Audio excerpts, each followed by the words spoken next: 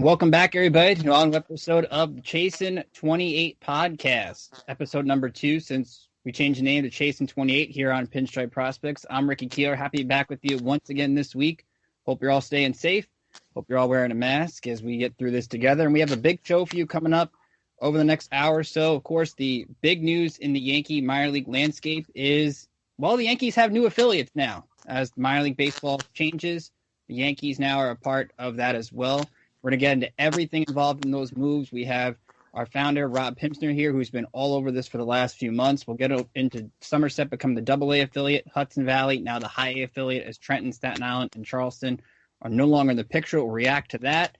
And then coming up later in the show, you're going to hear my conversation with the Vice President of Public Relations for Somerset, Mark Russinoff. He's going to hop on and give you guys an idea of what the ballpark experience is like, what you can expect when you go out to a ball game, and just the whole reaction of what's gone on in Somerset. And they've actually handled how to do socially distant events at a ballpark.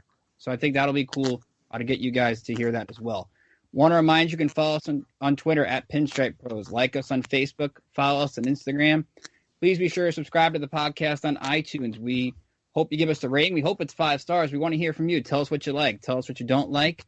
You can also email me, rickjkeeler@gmail.com, or subscribe to us wherever you get your podcasts, and we'll tell you how to get a Dugout membership subscription towards the middle portion of the show, so stay tuned for that.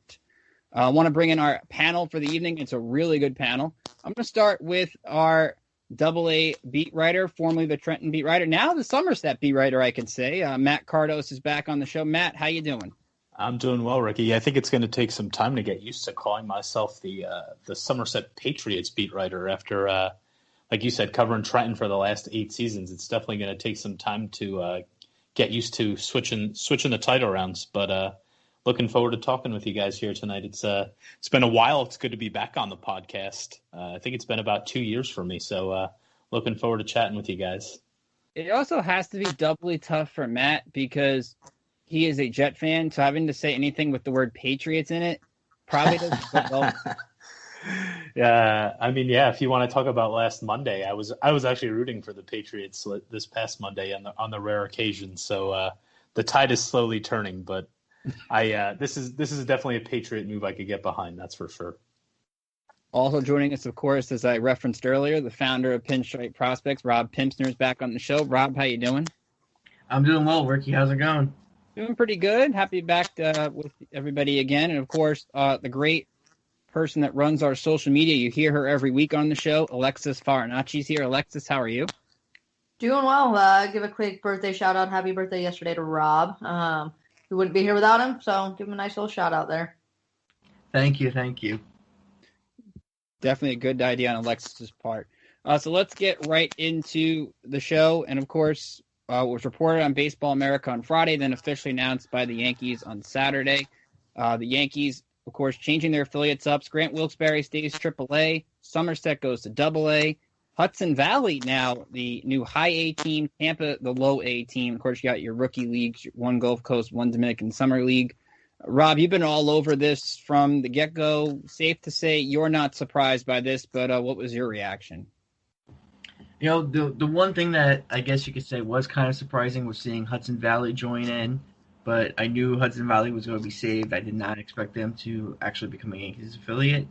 But I think it's great. I think it's great having 3 of the Yankees' 4 affiliates up here in the New York area where you can actually go see them all and catch games. There's nothing bad I can say about Hudson Valley and Somerset and Scranton and Tampa because they're all well-run organizations. They're some of the best-run minor league teams around. And I know Hudson Valley very well. The owners there in Hudson Valley also own the Charleston River Dogs, the Yankees' former Class A affiliate, and they're very highly regarded. You know, the Yankees loved working with Charleston and everything, and they expect a similar relationship in Hudson Valley. Now, Matt, you were also at the Sunset official media announcement on Tuesday. So just give me an idea of our listeners, because they can read your article over at pinstripeprospects.com of you are very familiar with the ballpark. So what did you make of the move to go to Somerset, and what do you think of it? I'm a big fan of the move for personal reasons. I only live 8 minutes from the ballpark. rather than over an hour driving to Trenton. So if you're asking me personally, I don't think there's anybody happier than I am. But just going back to a more serious note, the ballpark itself is a super similar layout to Arm & Hammer Park in Trenton. Somerset opened in 99, where Arm & Hammer opened up in 94. So it is 5 years newer than the park that they were playing in. But the field itself has a very similar layout. You'll have bullpens on each side that are actually on the field.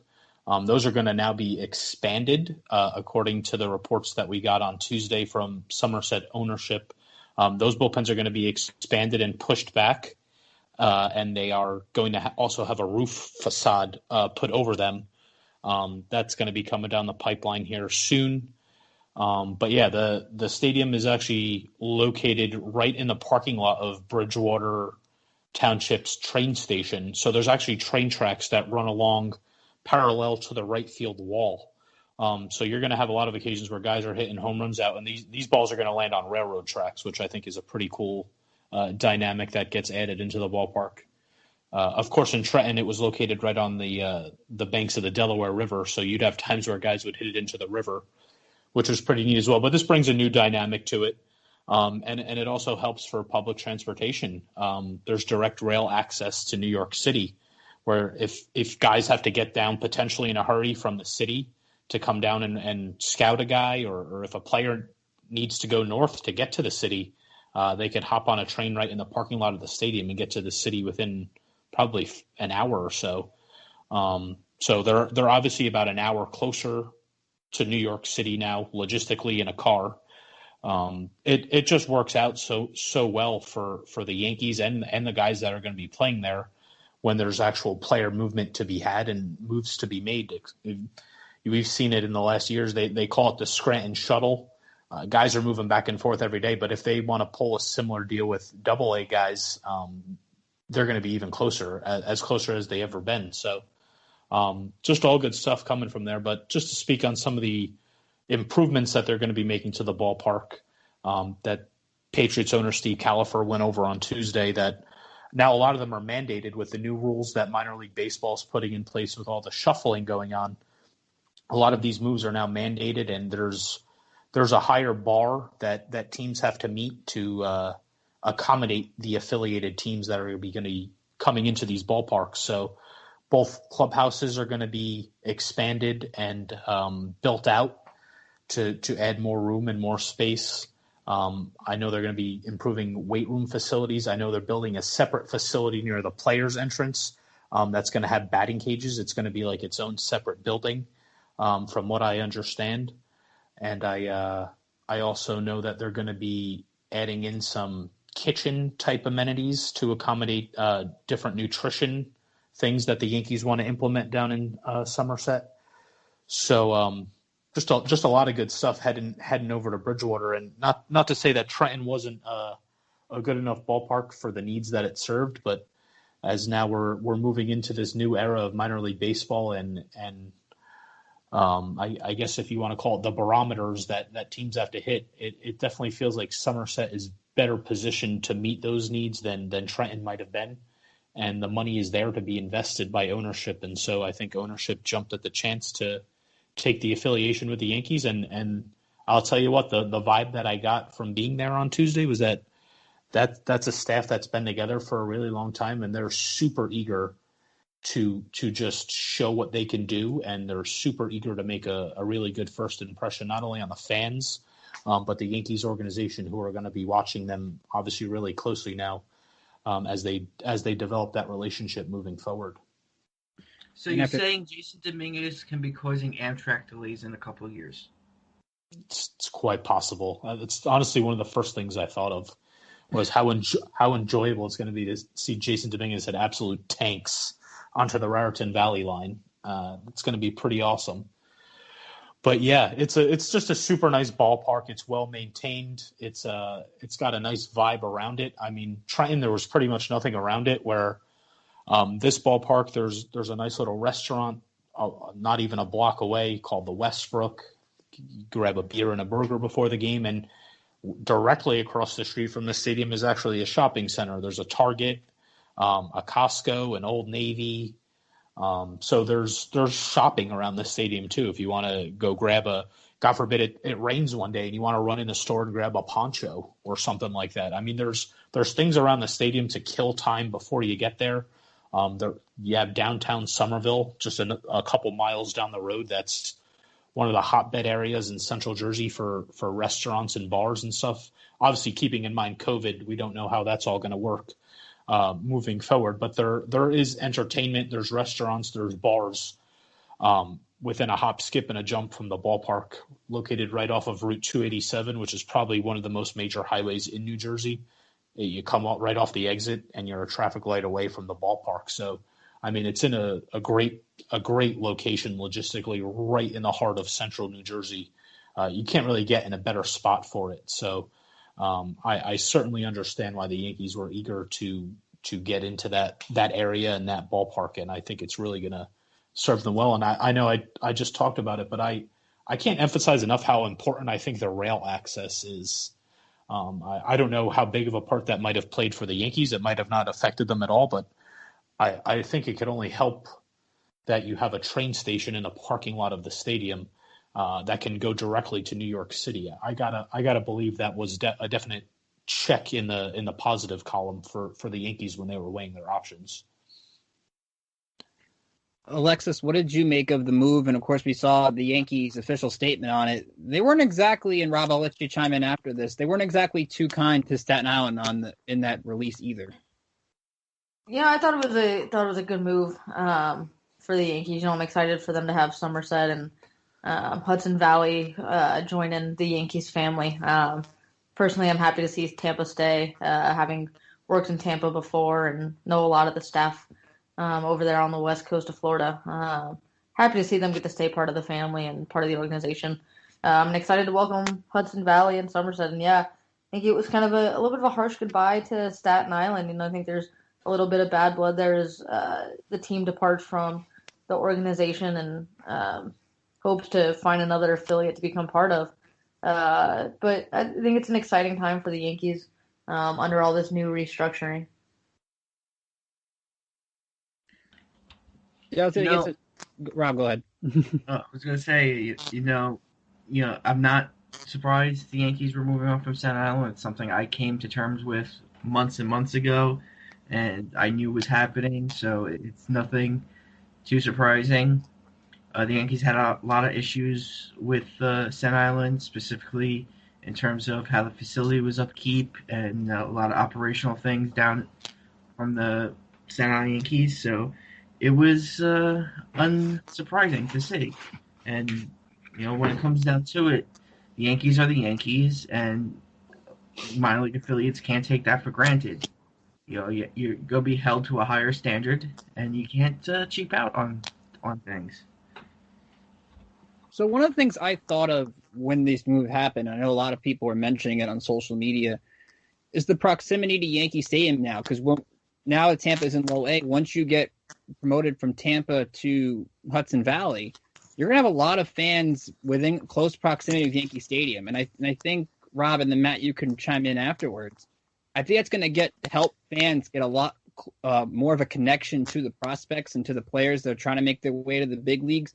And I think that's only going to help the team going forward, as opposed from going from one part of the country to the other. They're all within the same vicinity, and it helps the whole promotion when guys get moved up as well.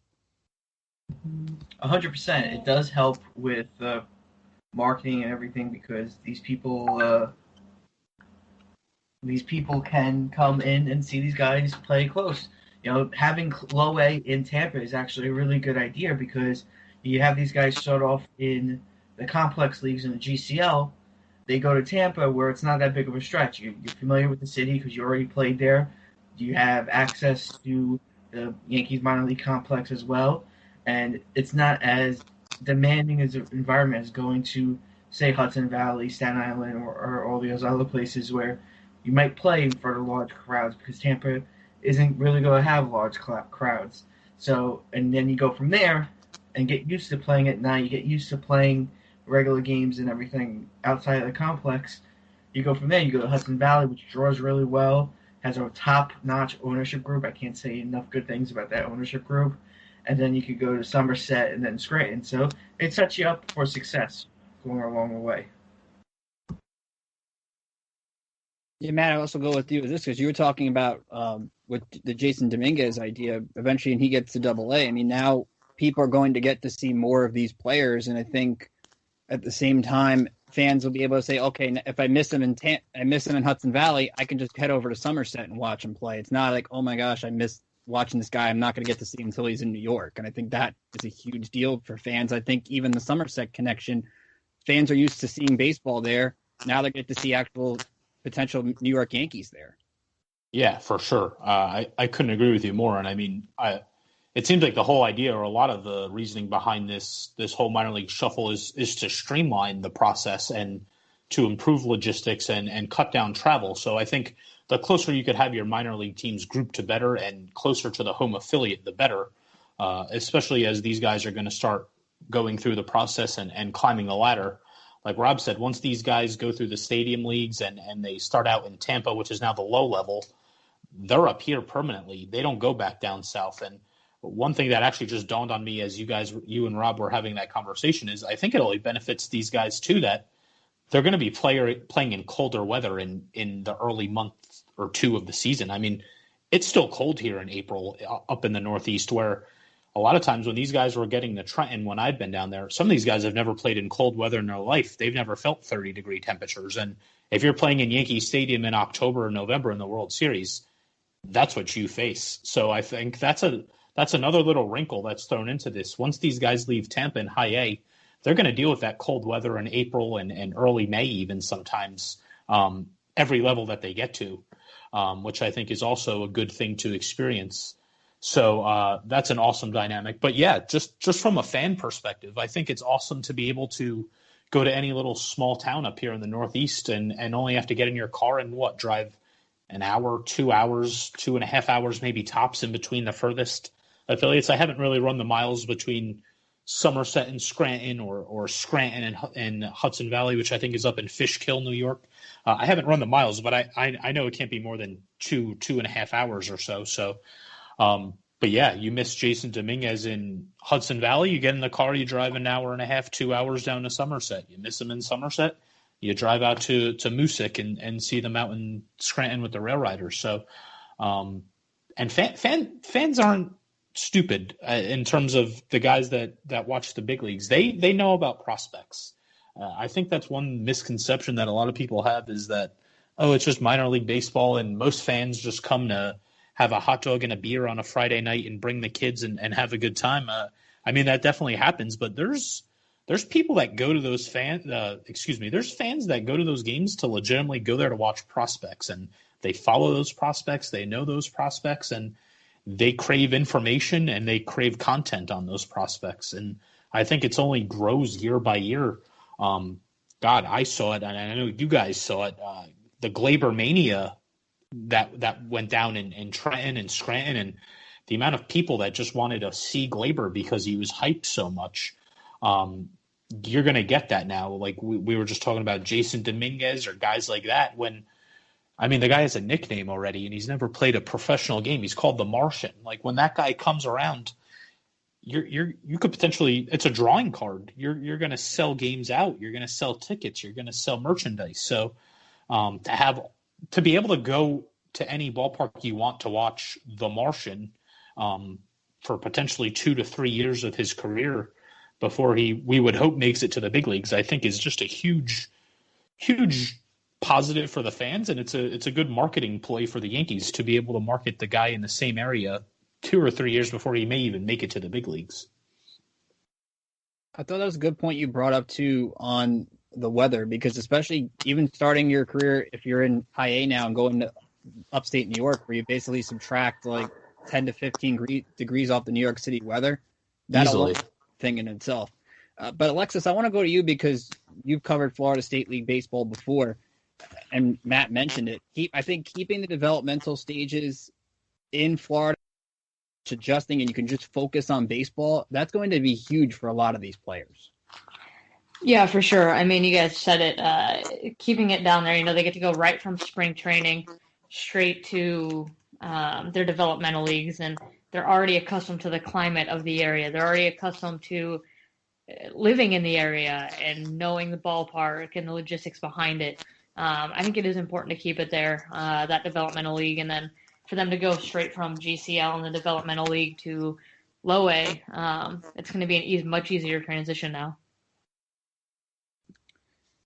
So one of the things I want to look at before we get into the interview with Mark Russinoff from Somerset, and I think I'll go to you, Matt, for this one. One of the things that you'll hear in this interview, I asked Mark about Hitter's Park or Pitcher's Park, and the answer that Mark gives I find interesting, because I think in the Yankees organization, a lot of the focus when minor league baseball starts this year is going to be on the young pitchers and how many of them actually develop and coming on the major league staff.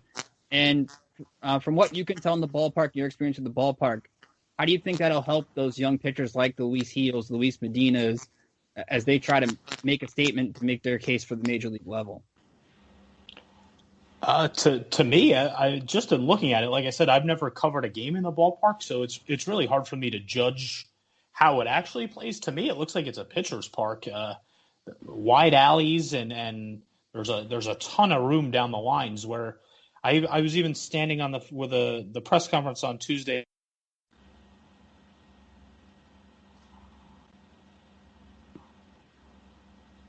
Just be my imagination, but it felt like there was a lot more foul territory along the baselines in Somerset than there was in Trenton.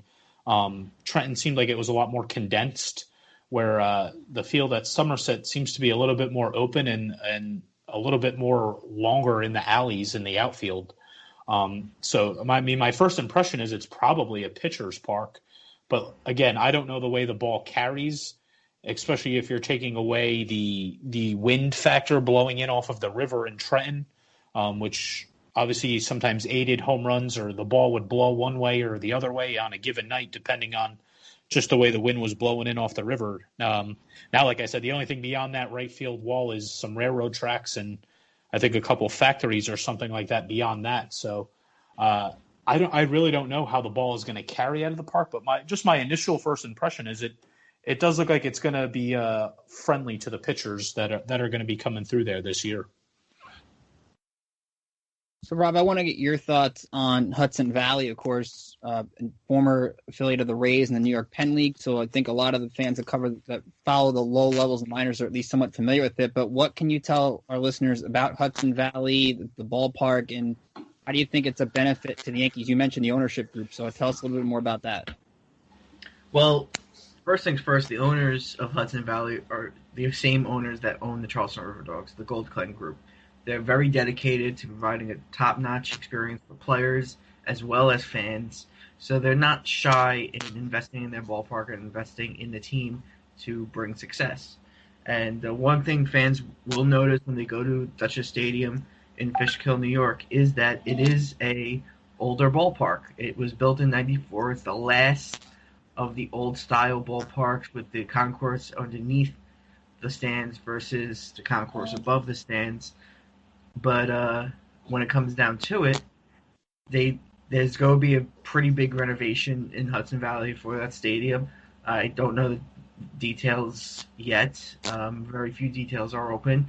I know one of the things that most likely will be changing is the turf, because right now the field in Dutchess County is a artificial turf field, and likely the Yankees will want that switched to a natural grass field.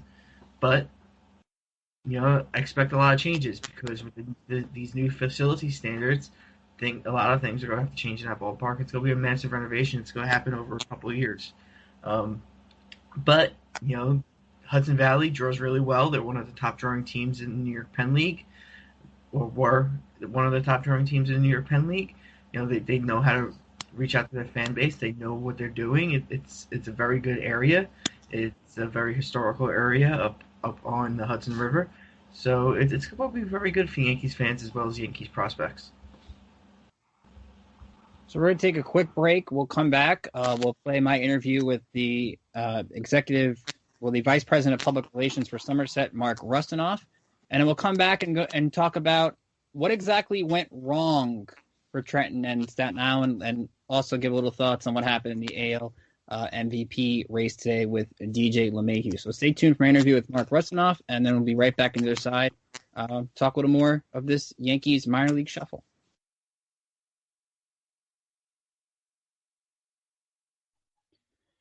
And joining us now here on the Pinstripe Prospects podcast, Chasin 28 as well. He is the Vice President of Public Relations for the new Yankees AA affiliate, the Somerset Patriots. He's going to tell us a little bit about the ballpark, what you can expect, and all the excitement around this new partnership between the Yankees and Somerset. Mark Russinoff is here. Mark, how you doing today? Doing great. Thanks for having us, Ricky, and we're excited about this great new partnership. It's 2 decades of a lot of hard work to get to this point, and everybody here is over the moon. So as this news was developing between Somerset and the Yankees, just give us the level of excitement surrounding the organization about being affiliated with the Yankees. What's that been like over the last few days or so? It's amazing. We've been very proud of what we've accomplished here. You know, we're an Atlantic League franchise for over 2 decades. We were a founding member of the Atlantic League, great brand of baseball, and something we're really proud of. And our staff has worked hard for a long time. We were obviously very proud of the product that we had both on and off the field and what we mean to the community. Seeing the excitement for this organization already over that time is amazing, but then you add a world-renowned brand, the biggest name in sports, and partner with the Somerset Patriots. It's been amazing. Ever since the news started to break over the weekend, it's been nonstop. I can't tell you how many people have reached out, the excitement in the community, the number of requests for information and ticket requests. Our staff has been nonstop, and we're excited about it. It's a great opportunity. It's something that we've earned over a long period of time of trying to stay at the highest level and provide the very best that we can for the community, our fans, baseball fans that really got accustomed to what to expect from us. And it's just exciting times. It's something we never thought would ever be possible, and that now that it's here, it seems like a dream, but, we're ready for the challenge. So what does it mean to you to now work for an organization affiliated with the Yankees? It's amazing. I mean, again, like I had said, we took a lot of pride in who we were, the Somerset Patriots and the Atlantic League. We had a specific way of doing things. We've always said that we've done things the best way that we can. We've always looked to try to do things as a New York Yankees or, a top sports franchise would do, a community franchise would do. And, to be able to put the New York Yankees with the Somerset Patriots, I think is a perfect fit. I mean, everybody here feels like we've done everything that we could to get to this point. I think our staff is extremely excited. A little bit about our staff. We have a core group of our staff that's been here for 15, 20 plus years, a real core group of great people that really care about what this team means to the community, to all the work that has been put into it. We have tremendous owners, probably the best people that you could ever work for in the Califer family. It's family owned. We've learned from them since day one. They're huge Yankee fans. They've operated this franchise pretty much as a New York Yankees franchise long before we ever had that New York Yankees affiliation. So what kind of impact do you think Sparky Lyle had on the Patriots while he was a manager? What does he still have now? Absolutely. I mean, Sparky's the best. You have to look at, he was our first employee ever hired. Sparky brought instant credibility to our team in this market. He's a New York Yankees legend. You mention his name, people go crazy because he just was such a big name in the Yankees organization. Baseball fans love him. He's a character, that handlebar mustache. He was successful on the field. He wrote amazing books as well. He's just this big personality. And the minute he joined the Somerset Patriots, a lot of people took notice for the Patriots and the Atlantic League. And he never managed before. He was somebody that was in that next stage of his career. He ended up just talking to our owner in an effort to buy a Ford F-150 And in the process of that sale, he was actually our owner, Steve Califer, was in the process of starting the Atlantic League franchise and asked Sparky if he ever managed. And he said he never had. And but like anything else he's done in his life, he would do it 100%. He'd get his all. And Sparky gave his all to this organization since day one. He was won 1,025 games as manager. He managed for 15 years. He won 5 Atlantic League championships as manager.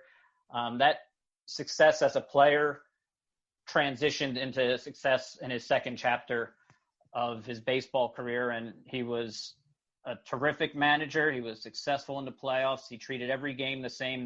No game was ever too big for him. I think that was his mentality even on the mound. And he moved into a role of manager emeritus, which is a lot more of a community ambassador role. Back in 2013, he started that role, and he's been at every game, home game at TD Bank Ballpark. He entertains our sponsors. He signs autographs, takes pictures, and just does all the community side of things that you'd expect in the position, and he does it better than anybody else. For those Yankee fans who haven't been to a Somerset game, what is the experience of being at TD Bank Ballpark? How would you describe it? It's a beautiful ballpark. It's an award-winning ballpark. It was voted 2 years in a row as Ballpark Digest best ballpark on independent level. The field is amazing. I mean, that was an important part of what I think people see when they first walk in is this pristine baseball field. I think our groundskeeper, Dan Perner, does a better job than anyone. He works hard all year. I think when you walk in and see that field, you feel like it's Yankee Stadium. It's one of those things that you just take with you. I think that our owner, Steve Califer, from day one has said that his first ever game his father took him to was to Yankee Stadium. One of the first things that he remembered was that field. So that part of it is extremely important to when you first walk in, that impression that you get. We love to entertain fans. We like to be able to make it an experience, not just for baseball fans, but also for people that might not be coming for the baseball side of it. Obviously, the affiliation with the New York Yankees makes it so you have a lot of prospects and people that are really coming because they're diehard baseball fans or want to see the next prospect or a rehab assignment. That changes the game a little bit, but our fans coming out have loved the experience, love our mascot, Sparky, and his pal Slider. They love the music, the food at the ballpark, just the whole atmosphere. We've done everything that we could to really create something special here. And I think that fans coming, whether it's for the first time or they've been coming for years, are going to get an amazing experience when they come out. Our main focus is customer service. We strive to improve everything that we possibly could do. We know that we do a great job, but I think it's important to always listen to fans, find out what the next things that you have to do to be able to make it the best experience possible. And that's everything from top to bottom. That's how we've always operated. And I think that we're all excited to see, what the future holds and what fans can expect is just a great time out at the ballpark, whether you're a Yankees fan, a Somerset Patriots fan, Mets fan, a Phillies fan, whatever you are, you're going to enjoy yourself when you're here. We promise that people are going to enjoy the time that they have at TD Bank Ballpark. From your experience being at the ballpark and being around the daily environment, from a on-field perspective, is it more of a hitter park, pitcher park? What are we looking at here? You're looking at a pitcher's park. It's about 402 to center with an area that kind of goes off to be maybe about 410, 412 and to like more towards right center. It's 317 and 315 down the lines. We're probably going to be changing, some stuff. There are improvements and everything else that will be happening. I know the batter's eye was one thing that we'll be talking about as well. But, I mean, it's been a pitcher's park. It does seem to be when people hit home runs here, they're pretty impressive.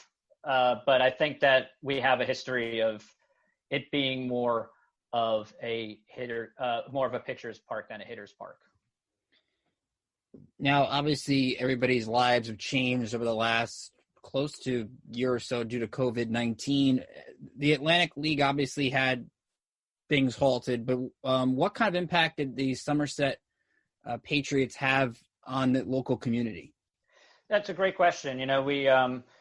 when COVID hit, we were all in a waiting pattern, trying to find out what was going to happen with baseball or life in general. We don't really know what, no one's ever really experienced this before.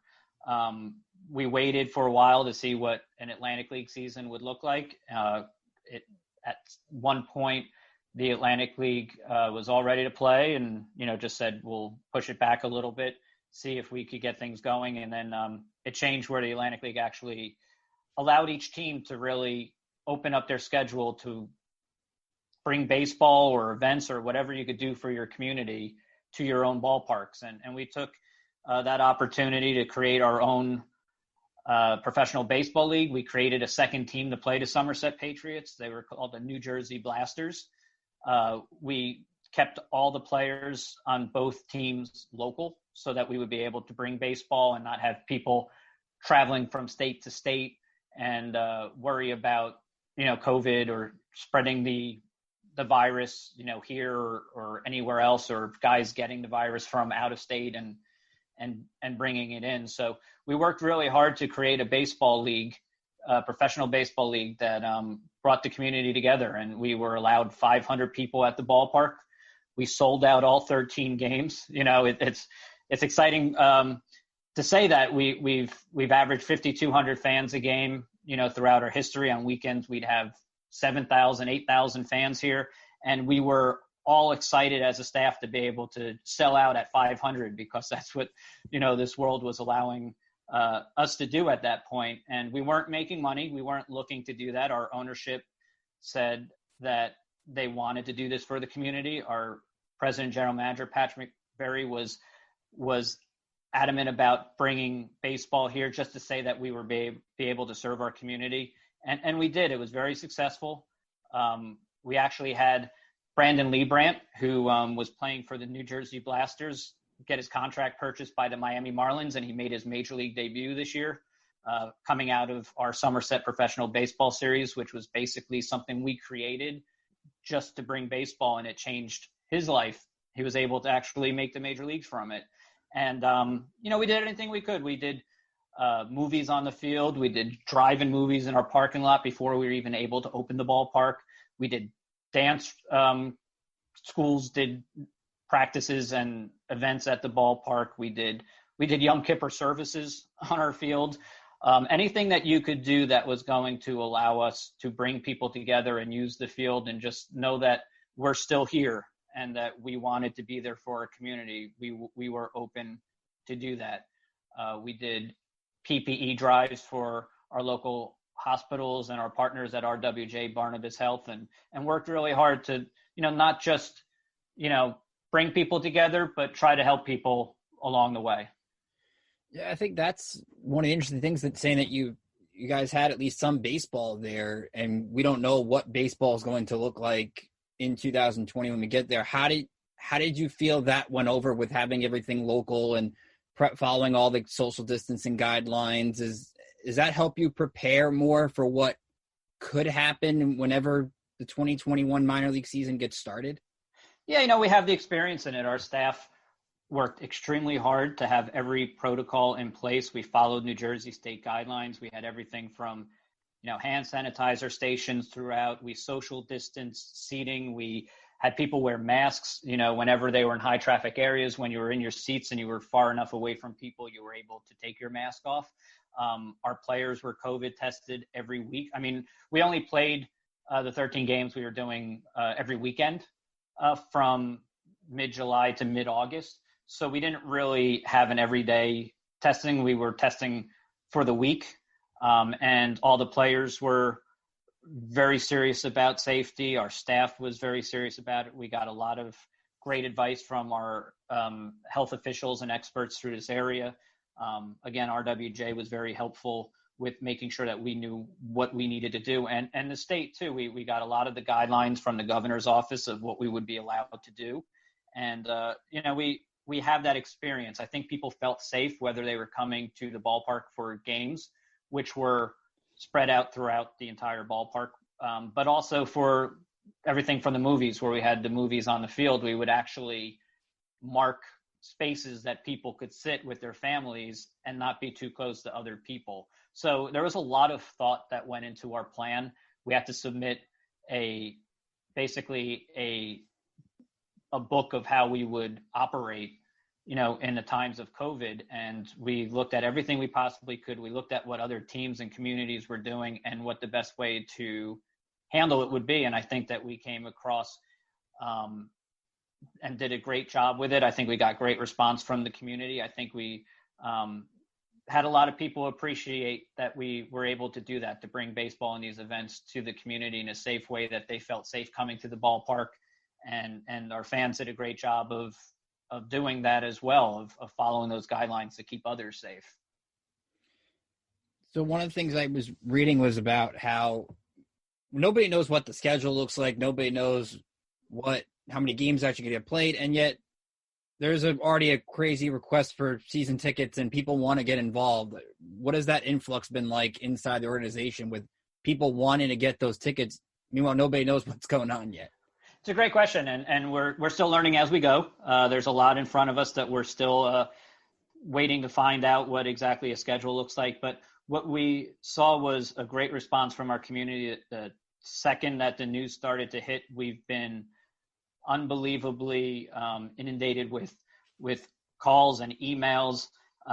And we decided what we could do is we could at least take deposits for the ticket plan, so we could guarantee that people will be able to have the ability to pick their seats and already be on a waiting list and be able to get going for when the schedule does come out. And I could tell you that since Friday, because I know Baseball America put it out before the Yankees made it official and before we made it official, ever since that Friday night, we've been getting tons of emails, tons of calls.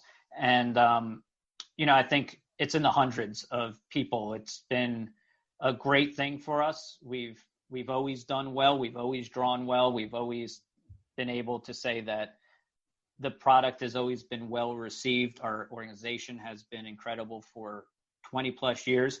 But once the Yankees news hit, it became a whole other animal that we're excited to be a part of. And we're still learning as we go, but at least we're starting to see a little bit about what we can do for what a season will eventually look like. But regardless, we found a way to at least get people engaged and involved how we could right now. One of the things that you look at with Somerset in the past in the Atlantic League, and that was seen in at least the last couple of years, baseball trying out different things. And I think minor league baseball has kind of become that way too, where now runner on second, at least for the time being, was at the major league level in extra innings this year.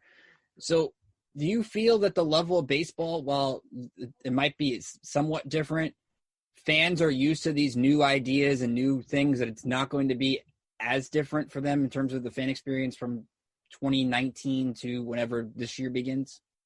Yeah, you know what? It was a great partnership that the Atlantic League and Major League Baseball put forth 2 years ago, and it expanded since, where the Atlantic League became a partner league of Major League Baseball and will continue to grow that relationship. We were in a leadership role with the Atlantic League. The Califer family and the board of directors of the Atlantic League really worked hard to put this partnership together. And part of that was really using the Atlantic League for test rules and experimental rules to really see what the future of baseball could look like. So, there were some that changed a lot. There were things that people were very excited about seeing. I know the main one that got a lot of play in the media and a lot of people were excited about was the automated balls and strikes, with the radar technology being used to help umpires with the strike zone and make it more of a consistent strike zone. And that was the one that really took off, that I think a lot of people were interested in. And it's amazing because you look at something like that and whose jobs have not been affected in some way by technology and assistance in some way. So it's an interesting conversation to see where that goes. I think that it started in the Atlantic League. I think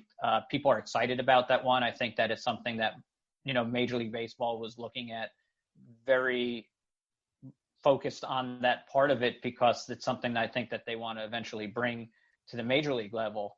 And I think sometimes baseball people love to talk about the tradition and don't change the game and everything like that. But I think that a lot of these rules they're interesting. The goal, from what I understand from Major League Baseball, was to add more action into the game. They said a lot of the outcomes for at-bats were either home runs or strikeouts. They're trying to get people to put the ball in play, ground to first, even the rule of being able to take first base if a ball went past the catcher with, I guess, the quote unquote steal first base was something that they started here. And I think that they're all meant for more action and excitement for the fan, so that it's not just watching home runs and strikeouts and everything that they've done, from pace of play to no shift to how a pitcher is able to do a pitch out, stealing first base I mentioned, no mound visits. You have to face 3 batters as a pitcher. That was something that started here even before it reached the major league. So it's a lot of those things. You're seeing the game for the first time with these new rules. And, fans were excited about that. And I think that it was very innovative of the Atlantic League and Major League Baseball to be able to do that, because at the time they weren't affiliated as a partner league at the time. So you were able to actually try some things out and be creative that you might not have been able to do in single A, double A, or triple A, because, you're getting a high level of play. The Atlantic League, and any given day, you're looking at double A, triple A caliber players. You're looking at guys with major league experience. They're veterans. They're guys that have been in the game. They're guys that you could get feedback from these players about how it changes the game, how it operates. And one more thing that I would say about the automated balls and strikes, which was really interesting, was the first day that it was in play for the Somerset Patriots here in July of 2019. We had a left-handed pitcher named Rick Teasley take the mound, and he pitched 9 perfect innings of a game and actually came out. And then we had the runner on second rule for extra innings, and that guy ended up scoring. So we ended up losing the game, giving up 1 hit. But Rick Teasley was perfect for 9 innings with the automated balls and strikes. It was amazing to see it in action. And if you can adjust to what the automated balls and strikes system is, how it operates, you can really do well with it. How long did it take you to get used to this different style? Like we'd watch a game like the major level, and it takes a while sort of to see the changes, at least from this year. How long did it take you to kind of get used to that new way of playing the game in a way? I think that we were all engaged in and excited about it. I don't think that it really affected our staff as much as, players that have been here for years, or players that have been playing the game a certain way for their whole careers. It took a little bit of understanding what a rule was, and it wasn't perfect at first when it came down of what everything was, and people were learning a little bit about what some of the rules were and why Major League Baseball wanted to do some of the rules. And I think that you adjust and get used to it. I think that there are times where like a ball would go past the catcher and you wanted that guy to take first, and you're kind of go, because you never know, that might be the one run that you get. So, those kind of things were interesting to see it live, to see these things, these rules that you saw on paper actually happen. We had the runner at second for extra innings starting in the 10th inning last year, before they put it for the shortened Major League Baseball season. And I'll tell you, it's something that you get used to it. I know it's not traditional. It's not something that people are always familiar with baseball, but, it saves pitchers from having to go 5, 6, 7 innings worth of your bullpen.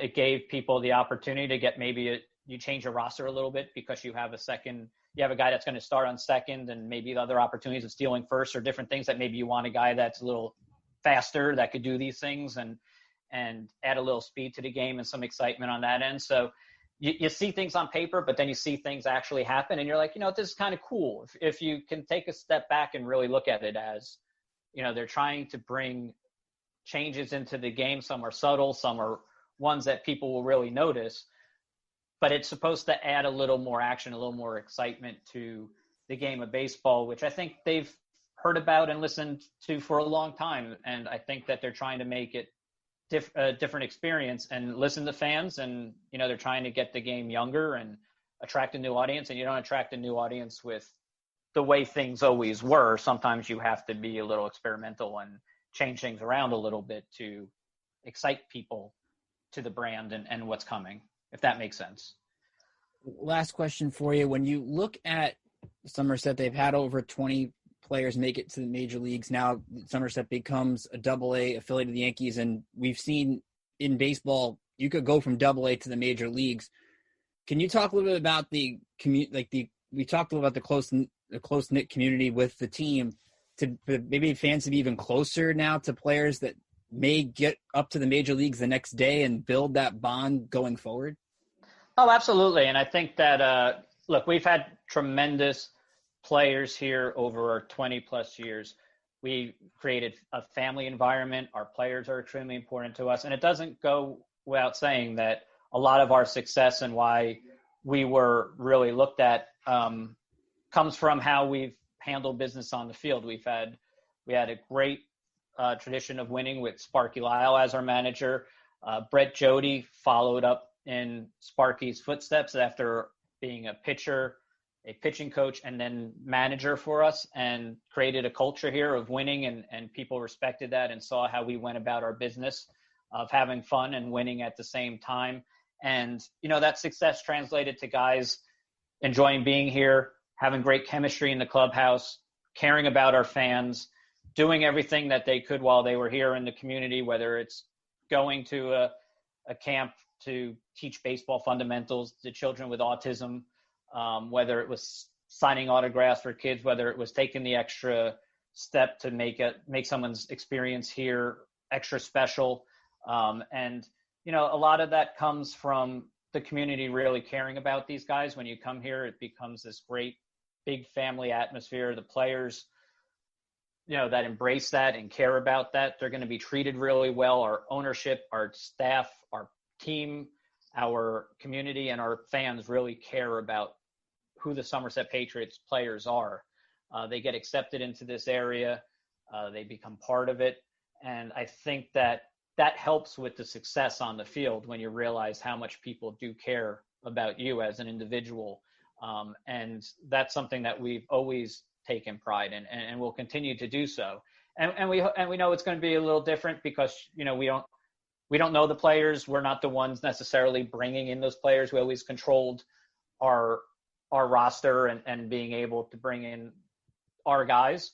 It'll be interesting to see if that dynamic changes a little bit with, prospects coming in. We're excited to see what that brings. I know that, these guys that are coming in, they'll probably be younger than our normal players. They're probably going to really look to the area to kind of embrace them and take them in and give them the opportunities to be part of this community. And I think our players are going to be our fans are going to be really excited about that. I think that that's an important part of what makes minor league baseball great, is that access to players that you might not have otherwise. And you don't see that interaction as much when you get to the big leagues. So it's that opportunity to see somebody's career build and build and build. And it's exciting for us to be able to say that road to the Bronx comes through Somerset now. And we would love to be able to give them the best facility, the best experience, and the best community that they could possibly have to be able to get the maximum potential out of their careers. And we're excited to be part of that. Mark, thanks again for taking the time and giving our listeners an idea of what to expect when they head up, hopefully, to Somerset next season. We appreciate it. Absolutely. And we look forward to an exciting season, seeing you guys, throughout the year. And we're always here to help you out. Mark Russinoff from the Vice President of Public Relations for the Somerset Patriots for hopping on. You can tell the enthusiasm that their staff has in everything that's going on. They know that how big this affiliation is to them. And I think we got a lot of good information with Mark in the interview. So thanks to him for hopping on the show. We are remind you here at Pinstripe Prospects, we provide exclusive minor league content to paid subscribers to our Dugout membership program. You get scouting reports, player interviews, features, and much more in addition to our free major league coverage. Sign up today for our Dugout membership program for either $5.50 a month or $40 per year.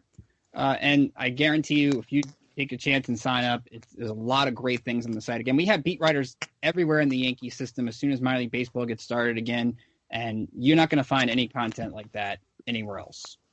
So if you give us a shot, I guarantee that you will absolutely enjoy it.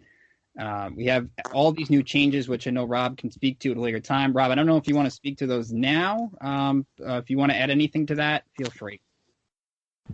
Can't speak to them right now, but we will have an announcement shortly about some changes and updates to pinstripeprospects.com in the near future. So the only way you can make sure you get those changes is to subscribe to the Dugout Membership Program, and we'll have more on that as we get a little bit closer to that date. But now that we examined the Somerset-Hudson Valley angle, I want to take time to look at the Trenton-Staten Island. We can't really speak to the Charleston angle because we don't have anybody here who's covered Charleston, although Rob, I think maybe could add something to that. But I want to kind of look into maybe what went wrong in a way, and also kind of look back as well. We did that a little earlier little earlier this year when we looked into like the whole future of minor league baseball, but I want to add to that a little bit because Rob and I have been in Staten Island. Rob's been there forever. I've been there as a fan and covered the team for the last couple of years. And Matt is, if you think Trenton Thunder, I think you think Matt Cardos after you think Trenton Thunder baseball, at least in my mind. So let's get into what went wrong. And Matt, I'll start with you.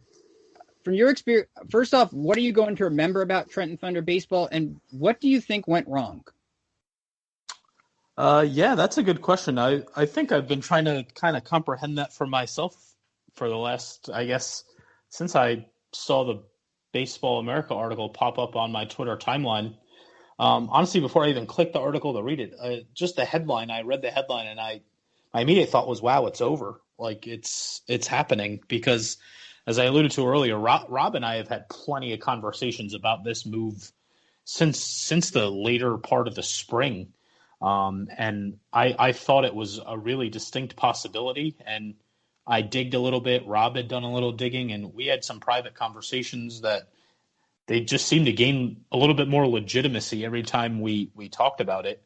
But still, it was nothing but a rumor and a maybe more than it was actually settled. And after an 18-year partnership between the Yankees and the Thunder, you don't really ever believe that that's going to kind of be dissolved and go away after such a successful run. But I think what I'll miss most, obviously, I mean, like I said earlier too, I will not miss driving an hour plus every day to get to that ballpark from where I live here in central New Jersey. That's something I will not miss.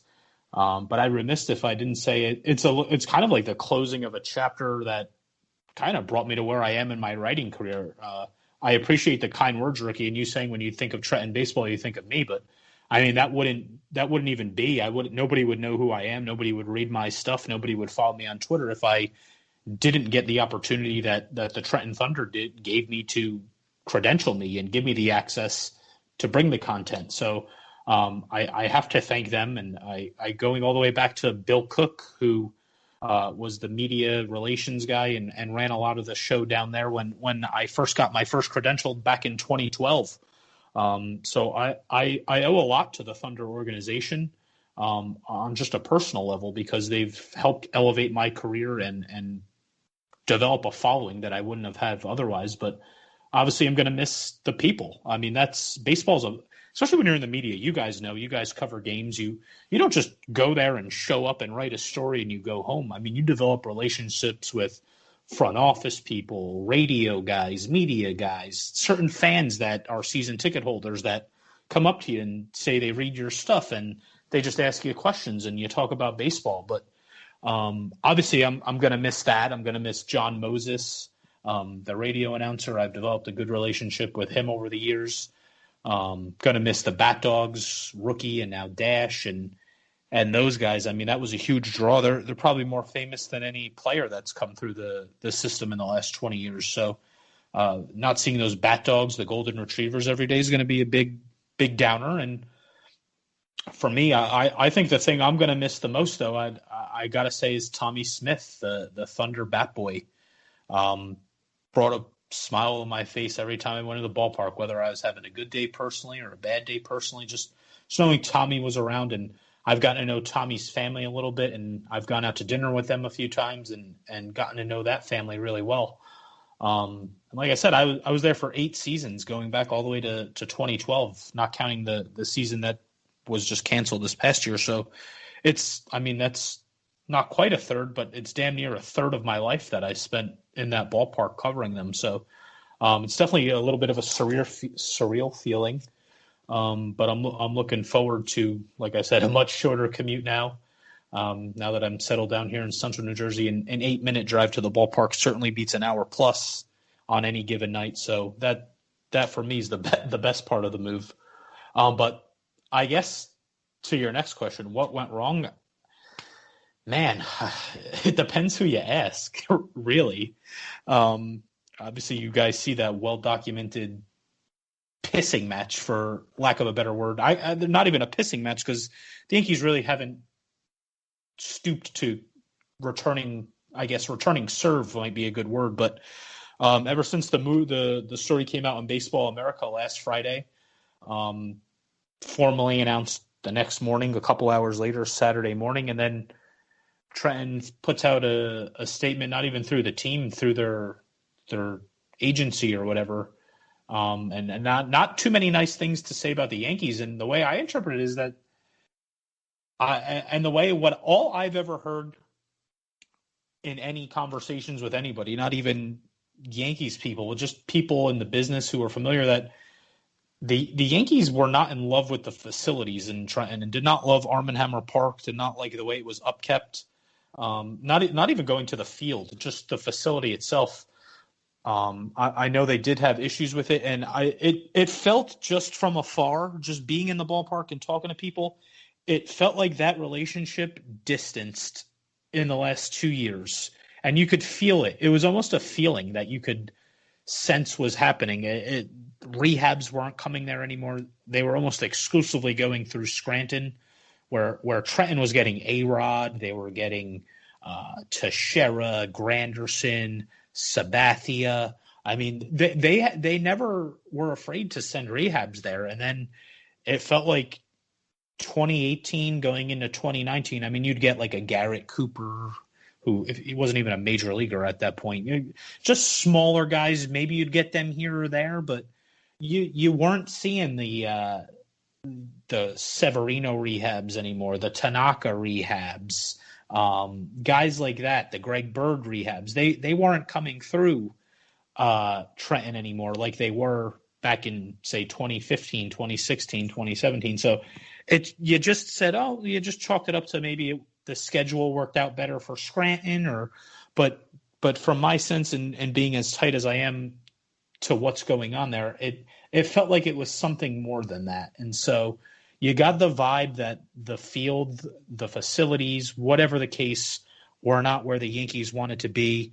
Of course, Aaron Boone had a quote that's now famous, that's been shared 1,000 times, when Severino was originally scheduled to rehab late last summer.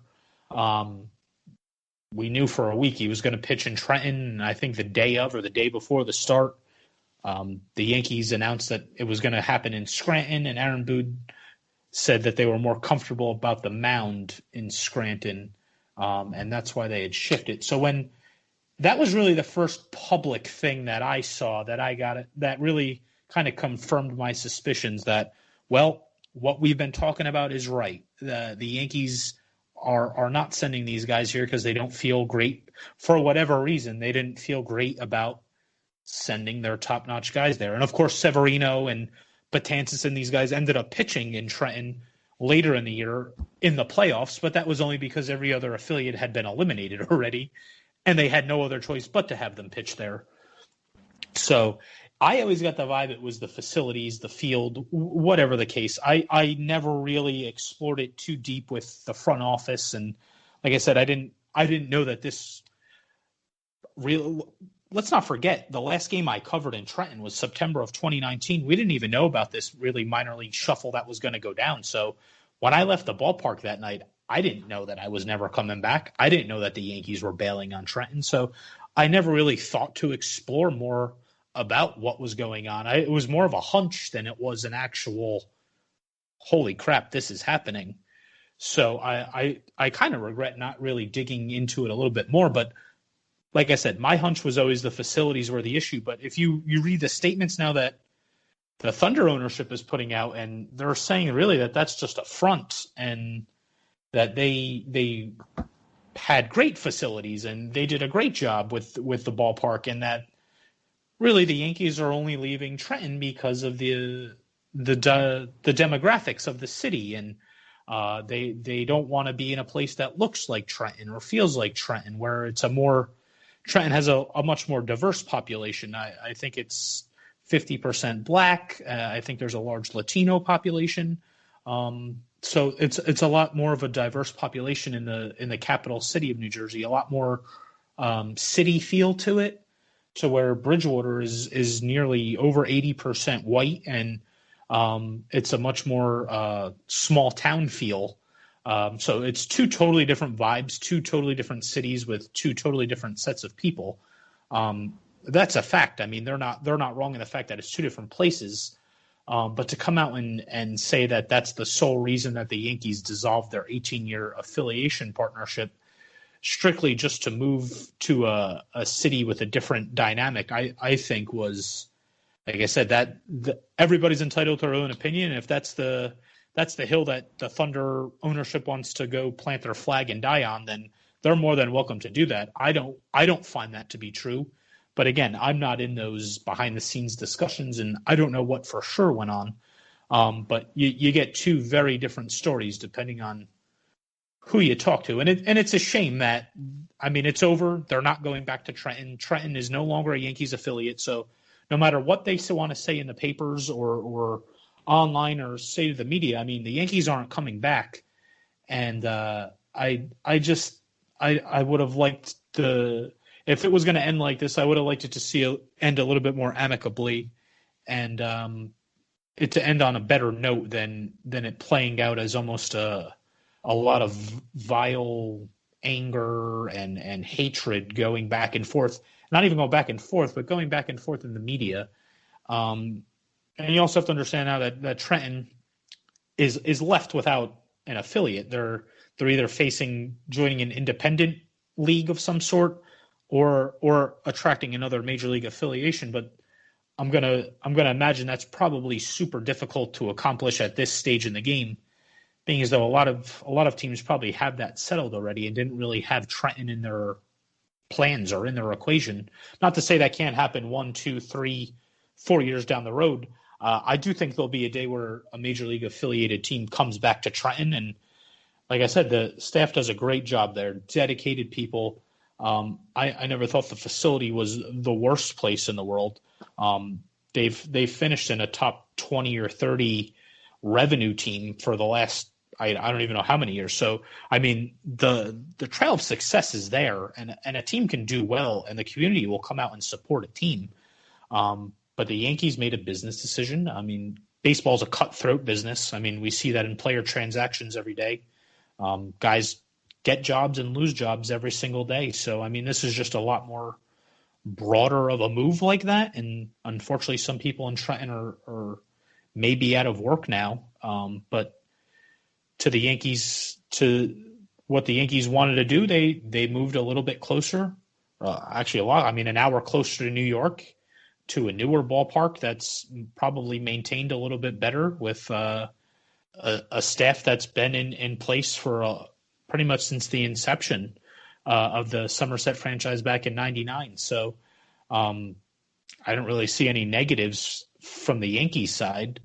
And I think they wanted to rule out any doubt that they may have had about Arm & Hammer Park or the way it is run. So they made a decision and they ran with it. So I give them credit, but a part of my heart will always be with Trenton, and I'll always have good memories there. And I plan on keeping in touch with the people that I have relationships with. Obviously, the media guys down there too, Sean Miller and Kyle Franco and Greg Johnson, Dave Fenster, the guys that have been around for a while and sat there in the press box with me and covered that team. I think that's probably the thing I'll miss, other than Tommy, is probably what I'm going to miss the most is the camaraderie amongst the other writers there. So just a closing of the chapter, and looking forward to some exciting things and developments and a whole new slew of prospects now to come through and wear the red, white, and blue in Somerset. Very quickly, did you have a favorite moment that you want to share with our listeners from covering games in Trenton? Oh, man. Favorite moment. Way to put me on the spot, Ricky. That's a damn good question, and I haven't thought a second about it. The Thunder winning the championship comes to mind. I covered my first no-hitter there. If I remember, it was a combined no-hitter between Ronald Herrera and Jonathan Holder. They combined for a no-hitter. Justice Sheffield and you guys are going to have to help me out. The pitcher they sent to Arizona in the Brendan Drury deal. Taylor Widener. Sheffield and Widener combined on a no-hitter in the playoffs against Binghamton. That comes to mind. Favorite moment. Damn, a lot of them over 8 years, but that.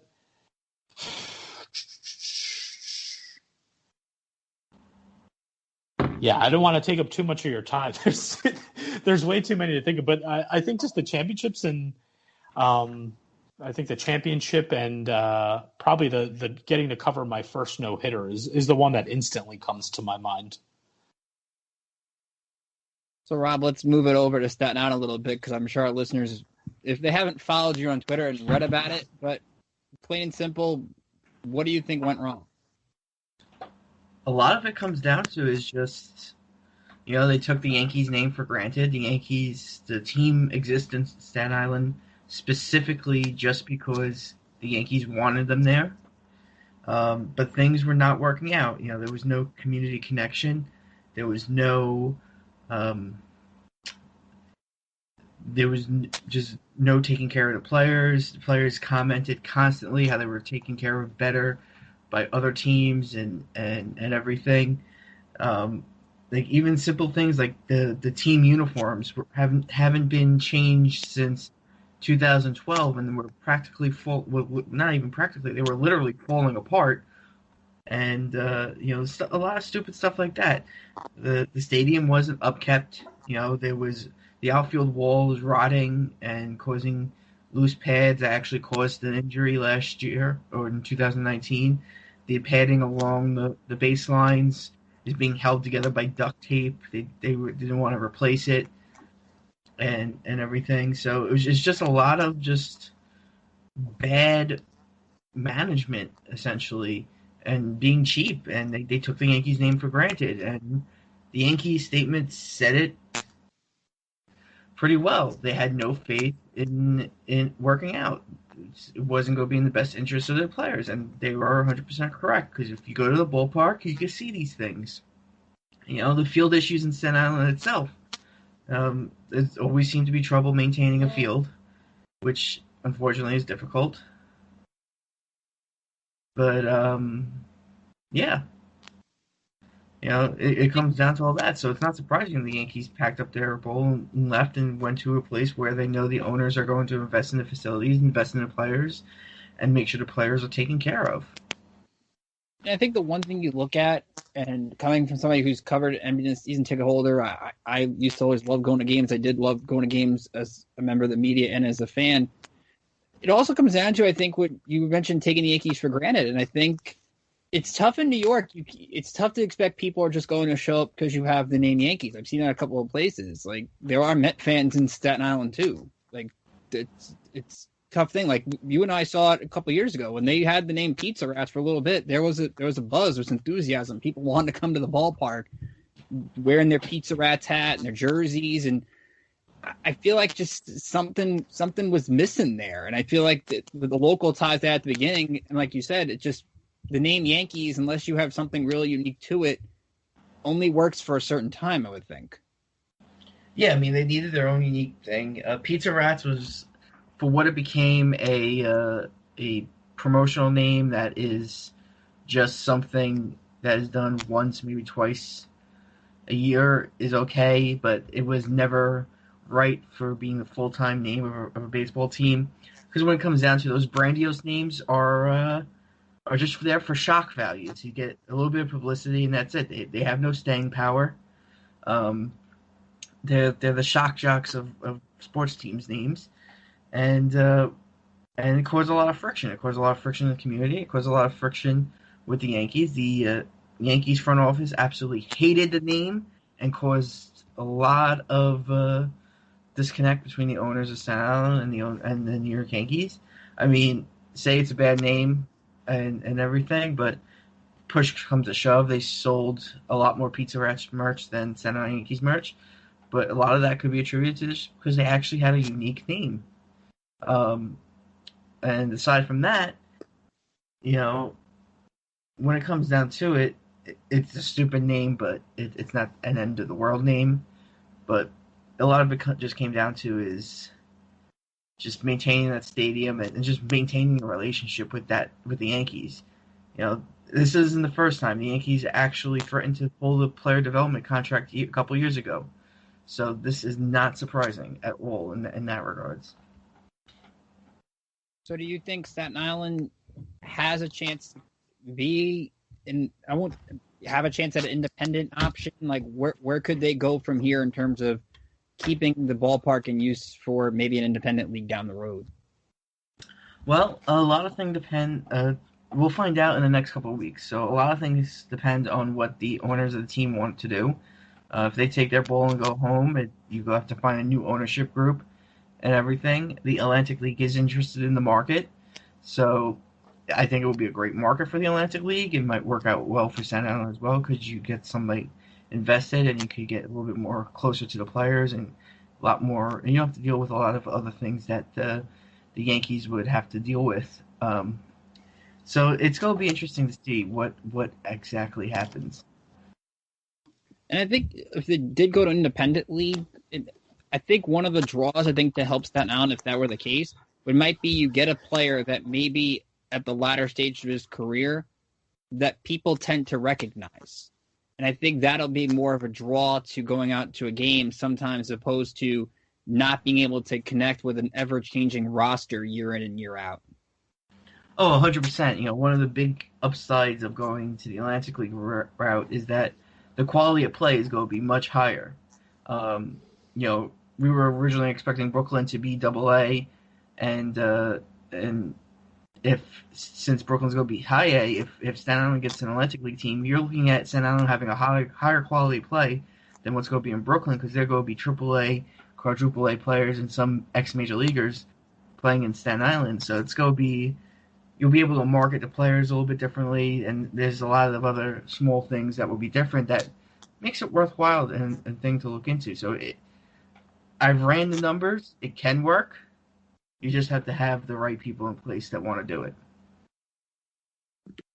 So I felt it was very important, I think, also when we talk about the changes the Yankees made to also look back. So that's why we kind of had that Trenton and Staten Island segment in here as well, just to look back at have old memories and also start new ones, which the Yankees are doing. Very quickly before we wrap up the show, Alexis, I'll turn to you for this because we talked about this last week.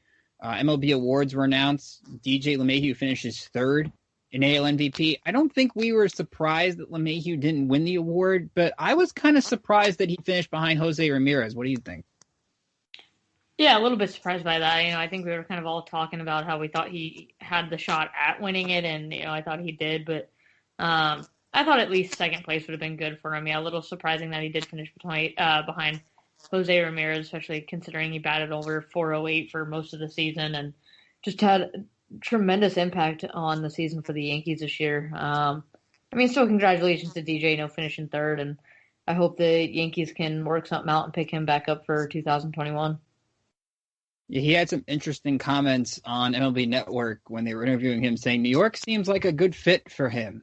Wonder if that's going to get played in contract negotiations in the next few weeks as the offseason continues. We've seen moves already being made. Robbie Ray goes to the Blue Jays. It's been a very slow offseason, but time will tell as we get more news to report. So let's wrap up the show. A little bit of final thoughts. For those not familiar with the show, final thoughts is you can talk about anything you want. So Matt, I'll start with you. What's your final thought for this week? Final thought is, it doesn't it kind of feel like the end of an era and the beginning of a new chapter, not even in the Yankees system, but just minor league baseball in general, like minor league baseball as we know it. Like it's never going to look the same again. And faces are going to change, places are going to change, affiliations are going to change. And it's just kind of surreal that the last time we had minor league baseball back in 2019, nobody really saw this on the horizon. Nobody knew that they were going to be kind of pushed out or lose their affiliations or anything like that. A lot of people didn't know they were going to lose their jobs, and it's just a whole new dynamic and all these now restrictions and stuff put in place by Major League Baseball to improve stadiums, and it now becomes a huge investment and an expensive proposition to have an affiliation of any sort because, let's be real, I can't imagine a good percentage of any of these ballparks meet the minimum requirements for lighting and clubhouses and all that. So ownership's going to have to be fully committed to have this affiliation. So it's just my final thought is just it's pretty surreal to just think, if you just pause and reflect for a little bit, how different the landscape of minor league baseball is. I mean, that's what we're all here for. That's what we do. That's what we write about. That's what we follow on an everyday basis. So for it to be flipped over and turn on its head so dramatically in almost the blink of an eye overnight is pretty shocking, but I guess pretty exciting at the same time. It's like closing one chapter and starting to write another. So I'm looking forward to things on the horizon while still kind of giving myself some time to reflect and be a little bit melancholy to think about the good times that we've had in the previous eras. And Rob, like you said, Rob has you said you thought of me when you think of the Trenton Thunder. I think of Rob when I think of Staten Island more than any player or any promotion or anything involving Staten Island Yankees. Is Rob's the guy that comes to my mind. So I know I'm sure it's bittersweet for him for this chapter to close, and but a lot of good exciting things on the horizon for baseball as a whole. So that's my final thought for you guys. Yeah, you have the shuffling of different affiliates and different leagues changing and different ideas that Major League Baseball wants to do. I know J.J. Cooper out in Baseball America, they've talked about possibly improving things to help the players down the road. I know J.J. reported that there's a plan that where MLB teams would pay clubhouse attendants and they'd provide for meals, and they wouldn't have clubhouse dues anymore, which I think would also be. So there are changes being made. And I think we also have to remember, amidst the excitement of this, we don't know what minor league baseball is going to start in 2021. Like, I think amidst all the excitement with it, nobody knows when we're actually going to have a game or how it's even going to look. I think that's the fascination in it too. Right, for sure. You're absolutely right. I mean, I took it for granted too when I covered the press event in Somerset the other day. I mean, here we were, I think it was November the 9th, and it was the first time that I was in a baseball stadium in 2020. And so I kind of just took a step back, and I'm like, I'm going to relish this because who the hell knows when I'll be allowed back in a baseball stadium. I mean, the new affiliation's here, and I'm going to be in Somerset as long as I'm allowed to be there, but I don't know that I'll be allowed to be there, and who knows when I'll be back in a baseball stadium. So just things like that you can't really take for granted. Rob, what about you? What's your final thought for this week? I'm going to say this for Staten Island baseball fans. I know it's bleak right now, but things are in the works for baseball in Staten Island, so let's let things play out and see where everything falls. But I can't fault the Yankees for leaving Staten Island. I 100% agree with it. As much as I wish they didn't, as much as I wish it never came to that, I agree with their decision with what they had to put up with, and it's understandable. They got to put the players first. Alexis? Yeah, I think, echoing what everybody said, kind of as final thought, I think it's an exciting time for Yankees fans. I think it's going to be exciting to see how these changes shake out and what comes in 2021. I hope we have a season. There's still a lot going on, and being in Florida, it'd be exciting to be able to go over to Tampa and catch some games there.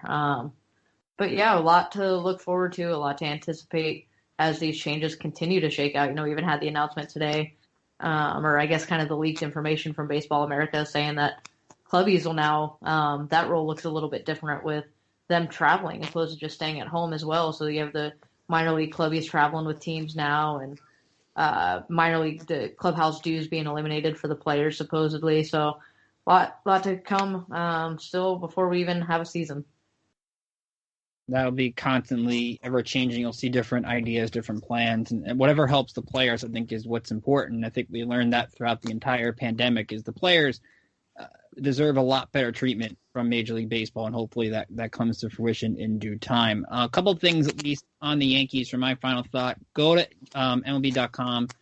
Check out Jesse Sanchez's piece as he talked to Jason Dominguez, so you'll continue to learn more about him as you wait for him to come to your respective Yankee affiliate near you. I want to talk a little about the catching situation from the rumor that came up on Thursday that the Yankees have been looking into Yadier Molina.